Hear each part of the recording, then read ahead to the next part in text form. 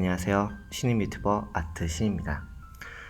책을 읽어드리면서 이제 춤도 같이 추는 컨텐츠를 하고 있고요.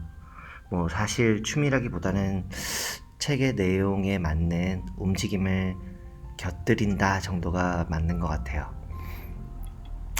그래서 처음으로 선택한 책은 갈매기의 꿈이란 책이고요.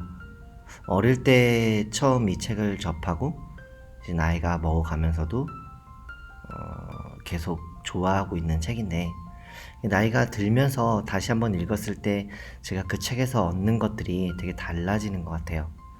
분명히 같은 글자, 같은 문장, 같은 내용으로 이루어진 책들인데 세상을 바라보는 시각이 달라지고 제가 알고 있는 정보의 양이 달라지면서 그 글자 속에 숨은 또 다른 뜻들, 그리고 또 다른 해석들, 이런 것들이 제 삶에 영향을 많이 끼치는 것 같습니다. 더군다나 저는 그 갈매기의 꿈이라는 책에서 나오는 조나단 리빙스턴이라는 갈매기를 되게 리스펙을 하는데요. 세상을 변하게 하는 것들은 먹고 살기 위해서 하는 행위들이 아니라 남들이 봤을 때 정말 쓸데없다라고 생각하는 것들, 정말 부질없다고 생각하는 것들이 많은 사람들이 조금씩 그것에 가치를 부여하게 될 때 세상은 더 다음의 세상으로 한 발 더 나아갈 수 있는 것이 아닌가라는 생각이 듭니다. 그런 의미에서 저도 이제 유튜브를 이제 막 시작하니까 조금 더 다음 세계 유튜버로 나아가기 위해서 이 책을 선택했습니다. 책을 읽으면서 이제 책에서 제가 느낀 점들도 소소하게 담아드릴 생각이니까 시간이 많이 남으실 때 주무시기 전에 그냥 편안하게 들으시면서 여러분들의 생각들도 댓글에 남겨주시면 감사하겠습니다. 구독과 좋아요는 여러분들의 선택입니다. 이거 못하겠어 이거는. 감사합니다.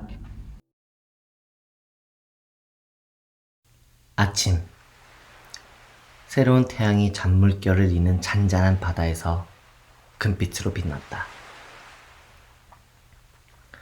해안으로부터 2km 못 미치는 곳에서 낚싯배가 바다에 밑밥을 뿌리자 하늘에서 아침 먹이를 찾는 새들에게 소식이 전해졌다. 결국 1000마리쯤 되는 갈매기 떼가 먹이를 얻으려고 서로 밀고 다투었다. 분주한 하루의 시작이었다.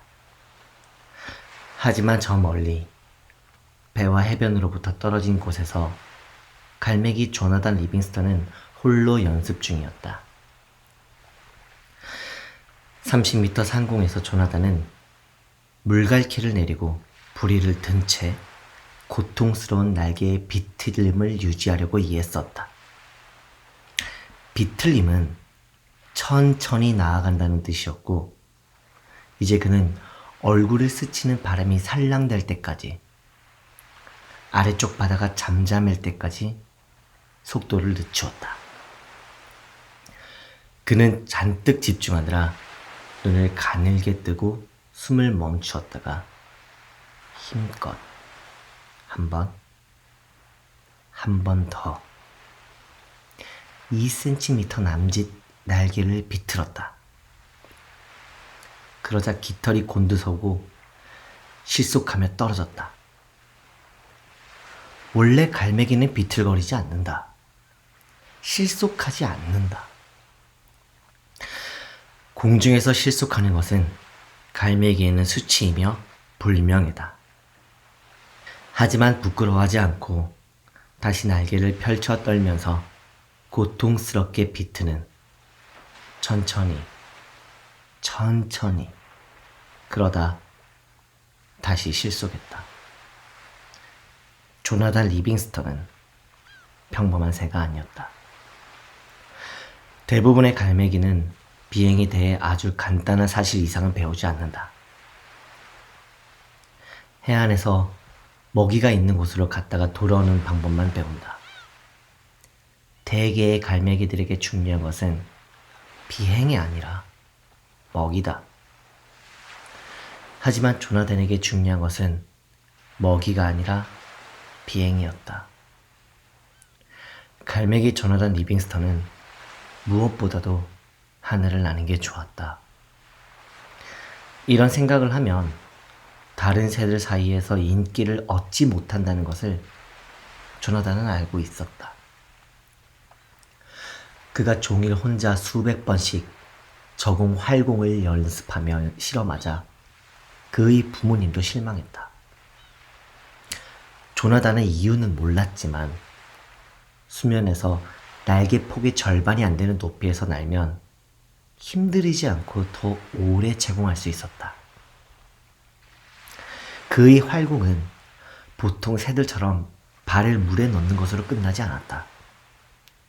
발을 유선형으로 몸에 붙이고 수면에 디디면 긴 흔적이 남았다. 그가 해변에서 발을 올리고 미끄러지며 착륙한 후 걸으면서 미끄러진 거리를 재기 시작하자 부모님은 몹시 낙심했다. 어머니가 물었다. 왜 그러니 존? 왜 그래? 여느 새들처럼 사는 게 왜 그리 어려운 게냐 존? 저공 비행은 펠리컨이나 알바트로스에게 맡기면 안 되겠니? 왜 먹지 않는 게냐? 애야, 삐쩍 마른 것 좀 봐라. 삐쩍 말라도 상관없어요, 엄마.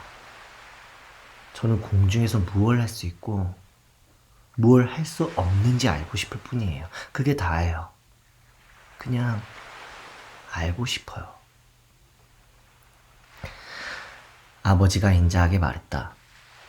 이것 봐라, 조나단. 겨울이 멀지 않았다. 배들이 나오지 않을 거고 수면 가까이 있던 물고기 떼는 깊이 들어가겠지. 연구해야겠다면 먹이에 대해, 먹이를 어떻게 잡았지에 대해 연구하거라. 이 비행에 대한 것도 좋다만 활공으로 먹고 살 수는 없는 노릇이지. 비행을 하는 이유가 먹이를 구하기 위해서라는 거 점을 잊지 말거라. 조나단은 공손하게 머리를 끄덕였다. 이후 며칠간 그는 다른 갈매기들처럼 행동하려고 애썼다.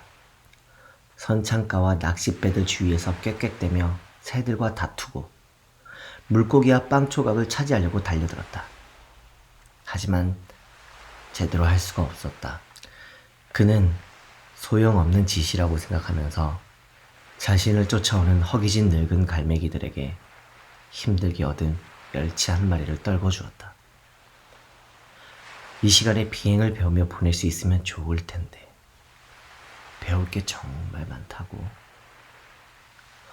얼마 지나지 않아 갈매기 조나단은 다시 먼 바다로 나가 혼자 지냈다. 허기졌지만 배우는 것이 있기에 행복했다. 그것은 속도였고 일주일 동안 연습하자 그는 속도에 대해 살아있는 가장 빠른 갈매기보다 아는 것이 많았다. 300m 상공에서 있는 힘껏 날개를 퍼덕여 파도를 향해 아찔한 각도로 강하했다. 그러면서 갈매기들이 아찔한 각도로 강하지 않는 이유를 알았다. 그는 딱 6초 만에 시속 110km로 날았고 이 속도에서는 날개가 흔들림 없이 위로 들리지 못했다. 거듭 같은 일이 벌어졌다. 아무리 신중을 기하고 능력을 최고로 발휘해도 빠른 속도에서는 제어력을 잃었다. 300m까지 오른다. 먼저 전속력으로 쭉 날아가다가 날개를 퍼덕이면서 수직 강하로 바꾼다. 그럴 때마다 왼쪽 날개가 위로 쳐들리면서 실속하여 왼쪽으로 마구 흔들렸고 균형을 잡느라 오른쪽 날개를 실속시키면 불처럼 확 움직이며 오른쪽으로 빙글빙글 돌았다. 날개가 쳐들리는 것은 아무리 조심해도 소용이 없었다. 10번을 시도하면 10번 모두 시속 110km 지점을 지나면서 그는 제어력을 잃고 휘휘 돌며 날개 뭉치로 변해 물속으로 곤두박질했다. 물을 뚝뚝 흘리면서 마침내 조다라는 생각했다. 빠른 속도에서 날개를 움직이지 않는 게 열쇠임이 틀림없어. 시속 80km까지 날개짓을 하다가 이후에는 날개를 가만히 두어야겠다. 600m 상공에서 그는 다시 시도했다. 급 강화하면서 시속 80km를 지나는 순간부터 부리를 내리고 날개를 활짝 펴고 가만히 있었다. 엄청나게 힘이 들었지만 이 방법은 통했다. 10초 후 그는 150km 지점을 지났다. 조나단은 갈매기 비행 최고 속력 기록을 갖게 되었다. 하지만 승리감은 잠시뿐이었다. 수평 비행을 시작한 순간 날개의 각도를 바꾸기 무섭게 그는 똑같이 제어되지 않는 상태에 빠졌고 시속 150km 지점에서 다이너마이트가 터지는 것 같았다. 조나단은 공중에서 폭발해서 철벽 같은 바닷속으로 떨어졌다. 정신을 차려보니 어두워진 지 한참 지난 후였고 그는 달빛이 쏟아지는 바다 위에 떠 있었다. 날개가 우둘투둘한 납덩이 같았지만 실패의 무게가 훨씬 더 무겁게 다가왔다. 그 무게가 몸을 바다 밑바닥으로 끌어내릴 만큼 무거워서 모든 것을 끝낼 수 있기를 그는 간절히 바랐다. 조나단이 물속에 잠길 때 그의 내면에서 묘하게 헛헛한 목소리가 들렸다. 다른 길은 없어. 나는 갈매기야. 나는 한계를 많이 가지고 태어났어. 내가 비행에 대해 더 많이 알 운명이라면 이해력이 좋았겠지. 내가 빠른 속도로 날 운명이라면 매처럼 날개가 짧고 물고기가 아니라 쥐를 먹고 살았을 거라고. 아버지의 말씀이 옳았어. 이 엉뚱한 짓은 집어치워야 해. 집으로. 갈매기 무리에게 날아가서 이대로 만족하면서 살아야 해. 한계가 많은 처량한 갈매기로. 목소리가 잦아들었고 조나단은 그 말에 동의했다. 밤에 갈매기가 있어야 할 곳은 해안가야. 그러니 이 순간부터 평범한 갈매기가 되겠노라고 그는 맹세했다. 그러면 다들 더 마음 놓을 거야. 그는 힘없이 어두운 물에서 빠져나와 육지를 향해 날았다. 힘이 덜 드는 저공 비행을 익혀둔 것에 감사했다. 그런데 아니야 라는 생각이 들었다. 예전의 방식은 포기했어. 배운 것은 모두 포기했다고. 나는 여느 갈매기와 같은 갈매기니까 갈매기답게 날 거야. 그래서 그는 어렵사리 30m 상공으로 올라가서 더 힘껏 날개를 퍼덕이며 해안가로 날아갔다. 다른 갈매기와 똑같은 갈매기가 되겠다고 결심하니 마음이 한결 가벼웠다. 이제 그를 배움으로 몰아내던 힘과 아무런 관계도 없을 테고 더 이상은 도전도 없고 실패도 없을 터였다. 또 생각하는 것을 멈추고 해란 위에 빛을 향해 어둠 속을 나는 것도 근사했다. 어둠. 헛헛한 목소리가 놀라서 소리쳤다. 갈매기는 어둠 속에서 날지 않는데. 조나단은 귀담아 들을 만큼 주의를 기울이지 않았다. 멋지네. 그는 속으로 중얼댔다. 달과 불빛이 수면 위에서 빛나며 작은 횃불들이 밤속으로 길을 만들어냈다. 사방이 정말 평화롭고 고요했다. 내려가. 갈매기는 어둠 속에서 날지 않는다고. 네가 어둠 속에서 날 운명이라면 너는 올빼미 눈을 가지고 태어났겠지. 너는 이해력이 좋았을 거야. 너는 매처럼 짧은 날개를 가졌을 거라고. 그 밤속 30m 상공으로 조나단 리빙스턴은 눈을 깜빡였다. 그의 아픔이, 다짐이 사라져버렸다. 짧은 날개, 멜처럼 짧은 날개. 그게 답이야. 이다시도 밀어냈다니. 내게 필요한 것은 작은 날개야. 날개의 대부분을 접고 그 끄트머리만 이용해서 날면 되는 거야. 짧은 날개. 그는 검은 바다 위 600m 상공으로 올라갔다. 한순간도 실패와 죽음에 대해 생각해보지 않았고 앞날개를 몸에 꼭 붙이고 폭이 좁은 단도만한 날개 끝만 바람 속으로 뻗어 수직으로 급강했다. 여기까지 읽으면서 두 개의 단어가 가슴에 많이 남는 것 같습니다. 생각이라는 단어랑 도전이라는 단어. 도전이 뭘까요? 많은 사람들이 기존에 하지 않았던 새로운 일들을 할 때 그 모든 것이 도전이라고 생각하는 것 같아요. 도전은 그게 아닌데 말이죠.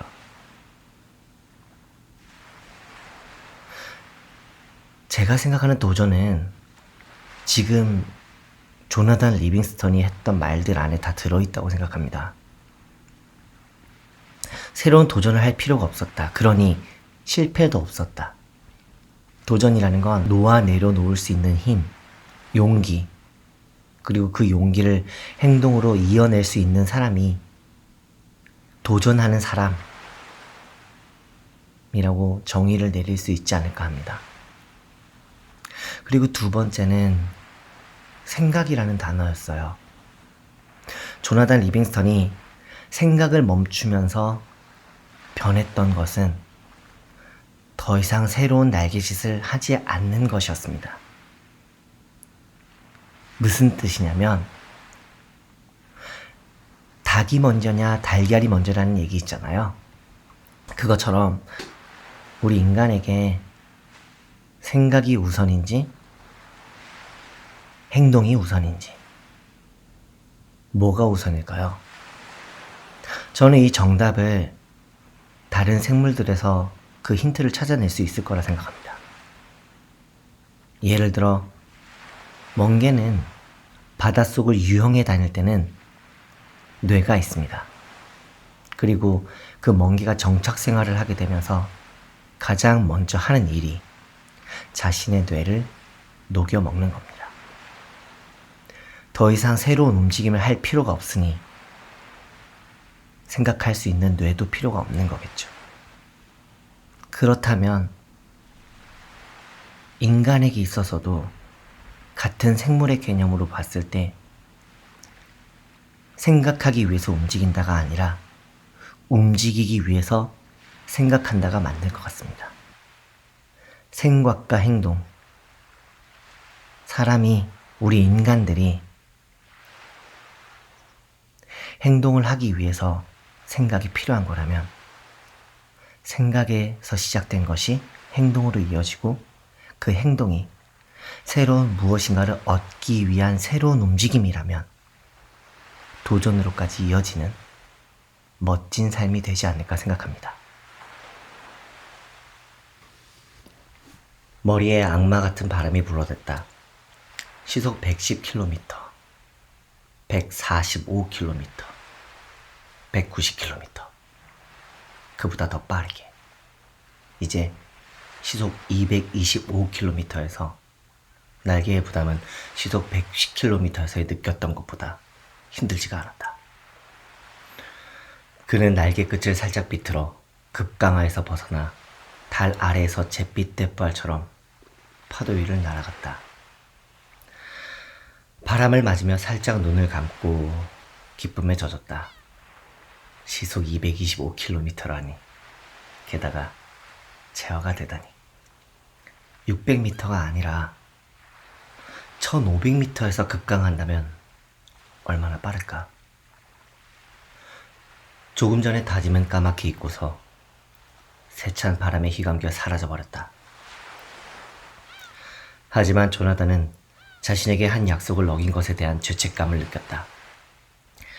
그런 약속은 평범함을 받아들이는 갈매기들에게나 통하는 것을 조나단처럼 뛰어난 지식을 얻는 갈매기들에게는 그런 약속은 필요하지가 않다. 해가 뜰 무렵까지 조나단은 연습하고 또 연습했다.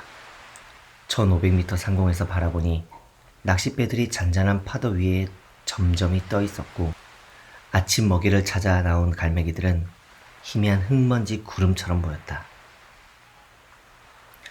그는 생기 넘쳤으며 기쁨에 파르르 떨었고 두려움이 통제되는 것이 자랑스러웠다. 그러다가 요란을 떨지 않고 앞날개를 접고 짧고 각진 날개 끝을 뻗어 바다 쪽으로 곧장 날아 내려갔다. 1200m 상공을 지날 즈음 조나단은 한계 속도에 도달했고 바람이 소리치는 철벽 같아서 더 빨리 움직일 수가 없었다. 이제 그는 시속 344km로 곧장 강화하고 있었다. 그 속도에서 날개가 펴지면 몸이 산산조각 난다는 것을 알기에 조나단은 침을 삼켰다. 하지만 속도는 힘이었고 속도는 환희였으며 속도는 순수한 아름다움이었다. 그는 300m 상공에서 수평 비행을 시작했고 거대한 바람 속에서 날개 끝이 턱턱 소리를 내며 둔해졌다. 바로 앞에서 배와 갈매기 떼가 기울고 유성처럼 빨리 다가왔다. 조나단은 멈출 수가 없었다. 아직 그는 그 속도에서 방향을 바꾸는 방법조차 몰랐다. 충돌하면 그 자리에서 죽을 터였다. 그래서 그는 눈을 감았다. 그날 아침 일출 직후 갈매기 조나단 리빙스턴은 바람과 깃털들의 무시무시한 울부짖음 속에서 눈을 감고 시속 341km로 아침 먹이를 찾는 갈매기 무리 가운데로 돌진했다. 이번 한 번은 행운의 갈매기가 그에게 미소 지은 덕분에 아무도 죽지 않았다. 조나단이 부리를 창공으로 치켜들 즈음 여전히 시속 257km의 속도로 날아가고 있었다.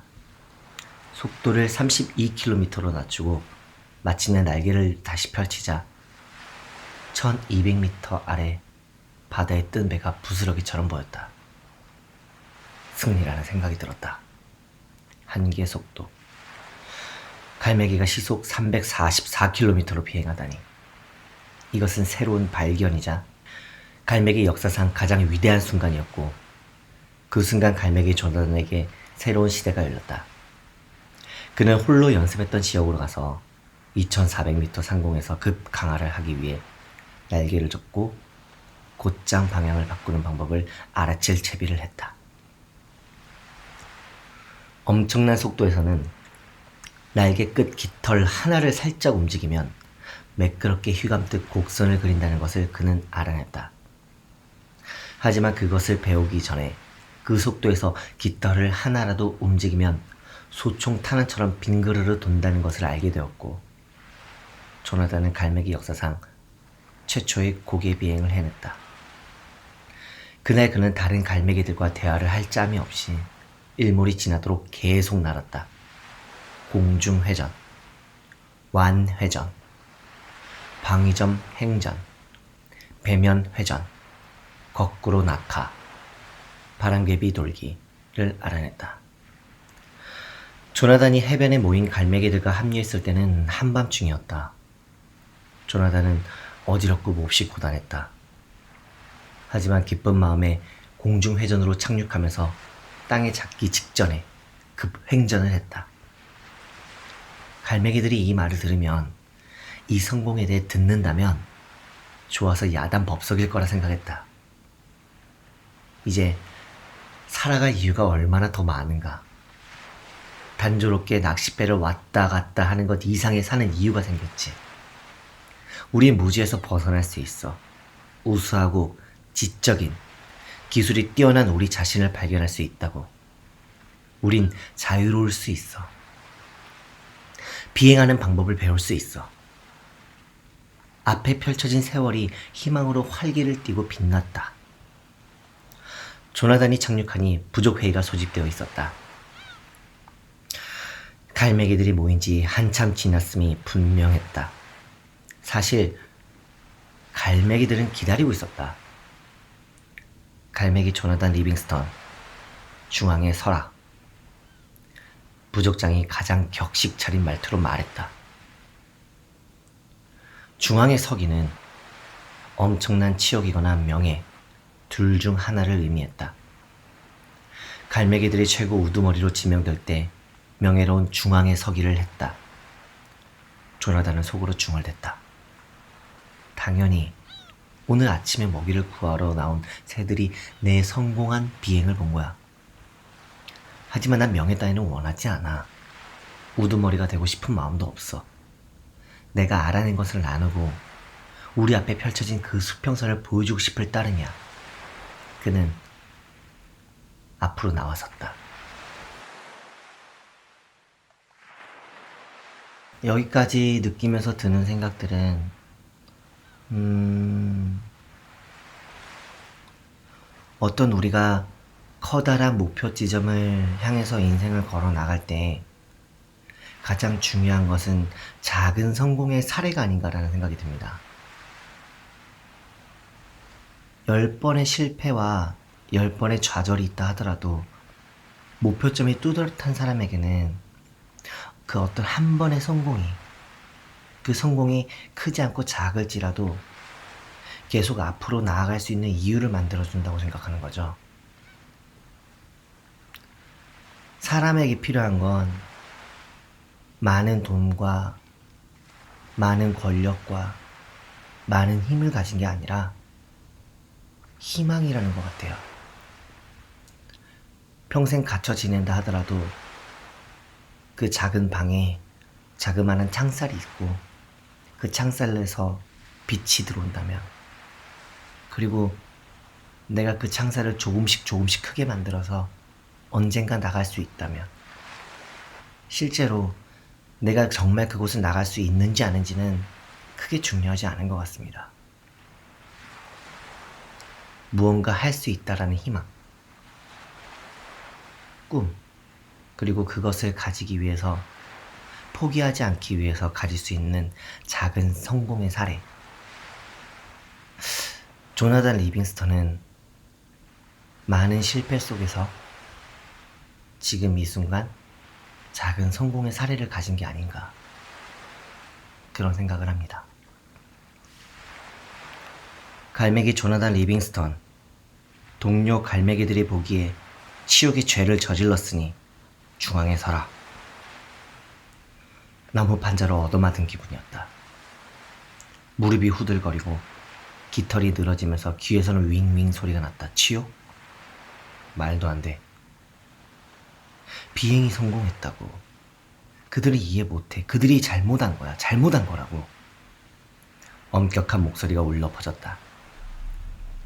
무분별한 무책임. 갈매기 가족의 위엄과 전통을 깨고 치욕의 죄로 중앙에 서는 것은 그가 부족에서 추방되어 머나먼 절벽에서 혼자 살게 될 것이라는 걸 의미했다. 갈매기 조나단 리빙스턴, 언젠가는 그 무책임한 행위가 아무 득이 되지 않는다는 것을 배울 것이다. 삶은 알지 못하며 알 수도 없는 것이지. 다만 우리가 이 세상에 나온 것은 할 수 있는 데까지 먹고 살아남기 위해서라는 것만 알 수 있을 뿐. 갈매기는 부족해 위해서 말대꾸를 하면 안 되지만 조나단은 언성을 높였다. 무책임이요? 형제 여러분, 의미를 삶의 더 순간 목표를 찾고 추구하는 갈매기보다 더 책임 있는 갈매기가 누구란 말입니까? 1000년간 우리는 물고기 머리나 쫓아다녔지만 이제는 살아야 할 이유가 생겼습니다. 배우고 발견하고 자유로울 수 있게 되었습니다.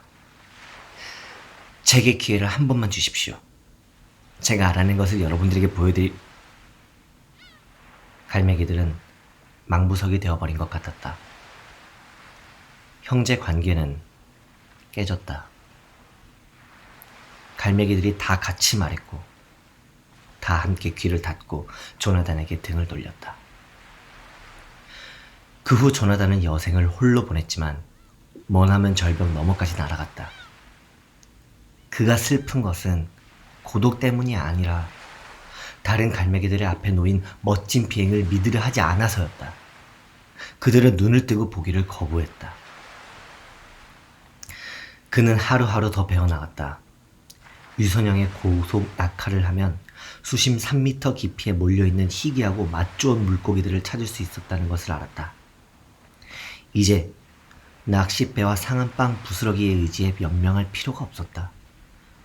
그는 공중에서 자는 법을 배웠고 밤중에 앞바다로 부는 바람을 가로지르는 여정을 시작해서 해질녘까지 해가 뜰 때까지 160km를 쭉 날았다. 똑같이 마음을 다스리며 짙은 바다 안개 속을 뚫고 비상에 눈부신 맑은 창공으로 접어들었다. 그 순간 안개와 비밖에 모르는 다른 갈매기들은 땅바닥에 서 있었다. 조나단은 강풍을 타고 육지를 깊이 들어가 그곳에서 맛 좋은 벌레들을 먹었다. 한때 조나단이 갈매기 모두를 위해 바랐던 것들을 이제 그 혼자 얻었다. 하늘을 나는 법을 배웠고 그 대가로 치른 희생은 아쉽지 않았다. 갈매기들이 그렇게 단명하는 것이 따분함과 두려움과 분노 때문임을 그는 알았다. 머릿속에서 그런 것들이 없는 조나단은 훌륭한 삶을 오래 살았다.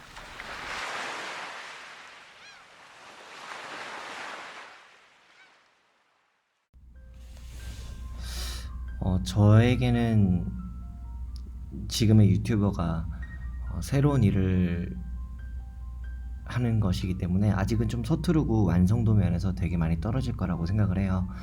하지만 제가 하고 싶은 것이 있고 함께 소통 나누고 싶은 부분들이 분명히 존재하기 때문에 앞으로 이런 부분들은 조금씩 수정해 가면서 조금 더 보시는 분들 입장에서 재미가 있을 수 있도록 노력하는 유튜버가 되도록 하겠습니다.